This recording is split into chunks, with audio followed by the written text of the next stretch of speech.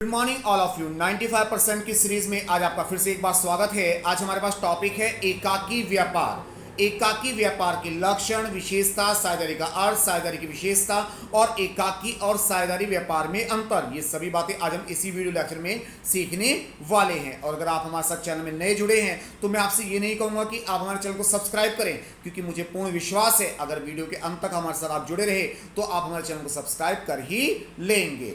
तो अपने headphone on कर लीजिए, नोट्स बनाना शुरू करते हैं और आइए शुरू करते हैं। प्रश्न है एकाकी व्यापार से आशय।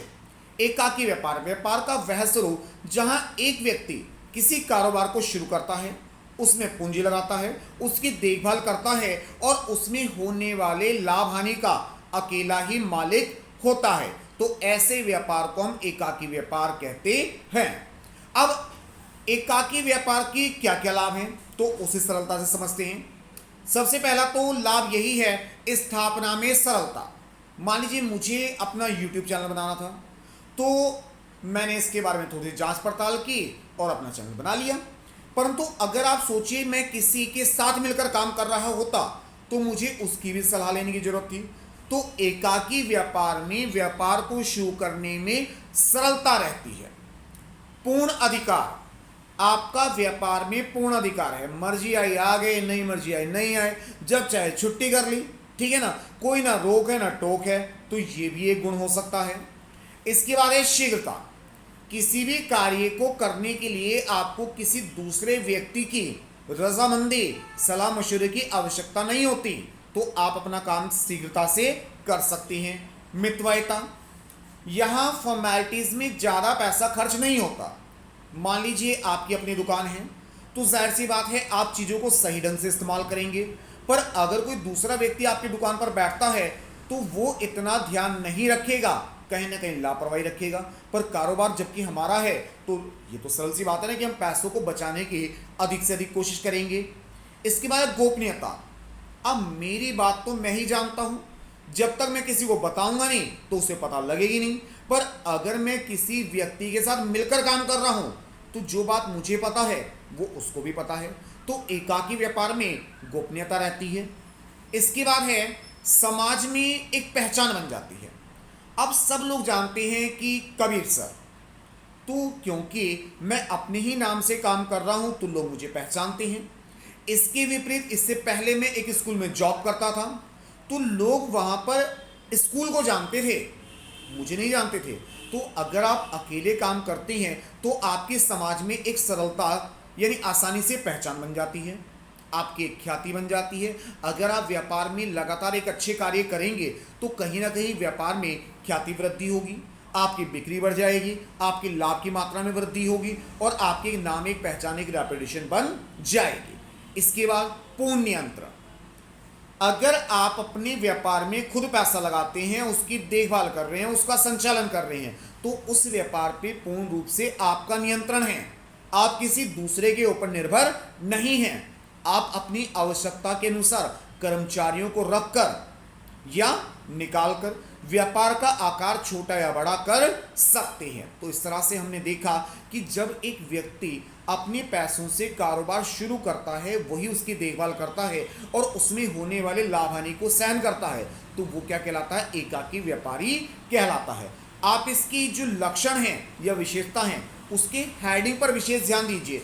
अब मैं वो हेडिंग आपको संक्षेप में याद करवा रहा हूं। सबसे पहले सरलता, शीघ्रता, मितव्ययता, लोचपोन, समाज में पहचान, सुविधाजनक, ख्याति, पूर्ण नियंत्रण और लोचदार। तो अगर आप इन्हें एक सीक्वेंस में हेडिंग से याद करते हैं तो इनकी डिटेल बनाना इतना मुश्किल नहीं है। वीडियो आप एक या दो बार देखेंगे तो आप इसकी डिटेल बहुत ही सरलता से बना सकते हैं। अब जहां लाभ है वहां ही कुछ हानियां भी हैं। तो अब दूसरे पॉइंट पर आते हैं कि भैया एकाकी व्यापार में क्या क्या दोष होते हैं। सबसे पहले सीमित क्षेत्र। अगर आप अकेले काम करते हैं तो आप बहुत बड़े स्तर का काम नहीं कर सकते। मान लीजिए आपकी एक दुकान है, आप देख रहे हैं, अगर आपने बराबर में एक और दुकान देख ली उसको भी आप देख लेंगे, ठीक है ना। पर अगर आप सोचते हैं कि एक बड़ा सा मार्ट या मॉल आप बना लें और अकेले ही आप उसको संचालित कर लें तो कहीं ना कहीं आपको थोड़ी कठिनाई हो जाएगी। इसके बाद सीमित पूंजी। अगर हम अकेले काम कर रहे हैं तो जाहिर सी बात है उसमें धन भी आप ही का लगा हुआ है, जोखिम की मात्रा भी अधिक है और कहीं ना कहीं निर्णय में गलती भी हो सकती है। इसके अलावा सारी जिम्मेदारी आपके ऊपर आ जाएगी, अनुपस्थिति में हानि होगी। अगर किसी कारण से मैं बीमार पड़ गया तो ऐसे में क्या होगा, मेरी कोचिंग क्लासेस कौन चलाएगा भाई, तो कोचिंग बंद हो जाएगा। ऐसे में जो बच्चे मुझसे जुड़े हुए हैं वो परेशान होंगे कि भैया हम कहाँ पढ़ें, कैसे पढ़ें और साल के बीच में हम कहाँ जाएं। तो इस तरह से एकाकी व्यापारी के ऊपर जिम्मेदारियां ज़्यादा होती हैं, पूंजी की मात्रा सीमित होती है, जोखिम अधिक होता है और कहीं ना कहीं बड़े व्यापार को चलाना कठिन होता है। तो इसके दोष को भी एक सीक्वेंस में याद कर लेते हैं। सबसे पहले, बहुत बड़े स्तर पर व्यापार शुरू नहीं किया जा सकता, पूंजी की मात्रा सीमित रहती है, सीमित ज्ञान रहता है, दायित्व असीमित होते हैं, कार्यभार अधिक रहता है, अनुपस्थिति में हानि होती है। तो अगर आप इसकी हेडिंग याद कर लेते हैं तो उनकी डिटेल भी आप सरलता से बना सकते हैं। अगले प्रश्न पर आते हैं, साझेदारी व्यापार। वैसे तो मैंने साझेदारी की एक अलग से वीडियो बना रखी है और प्लेलिस्ट में आपको वो हेडिंग सरलता से मिल जाएगा। यहाँ मैं आपको संक्षिप्त जानकारी प्रदान कर रहा हूँ। जब दो या दो से अधिक व्यक्ति मिलकर किसी ऐसे कारोबार को स्थापित करते हैं जिसका संचालन उन सभी के द्वारा, उनमें से किसी एक के द्वारा या किसी कर्मचारी द्वारा किया जाता है और लाभ हानि का बंटवारा सभी साझियों द्वारा किया जाता है, तो ऐसे व्यापार को साझेदारी व्यापार कहते हैं। तो आप समझिए, साझेदारी में कम से कम दो व्यक्ति चाहिए, सभी का पूंजी लगाना अनिवार्य नहीं है, सभी कारोबार में भाग लें ये भी जरूरी नहीं है, पर हाँ उसमें होने वाली लाभ हानि को सभी साझी आपस में पहले से निश्चित अनुपात में अवश्य बांटते हैं। साझेदारी में कम से कम 2 और अधिक से अधिक 50 व्यक्ति हो सकते हैं। अब आते हैं साझेदारी व्यापार में और एकाकी व्यापार में क्या क्या अंतर है।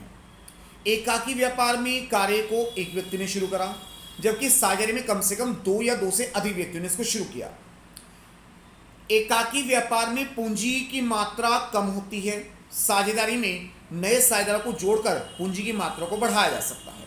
साझेदारी व्यापार की स्थापना में सरलता होती है, जबकि एकाकी व्यापार को आप सरलता से शुरू तो कर सकते हैं, परंतु कहीं ना कहीं कार्यभार भी एक अकेले व्यक्ति पे अधिक हो जाता है।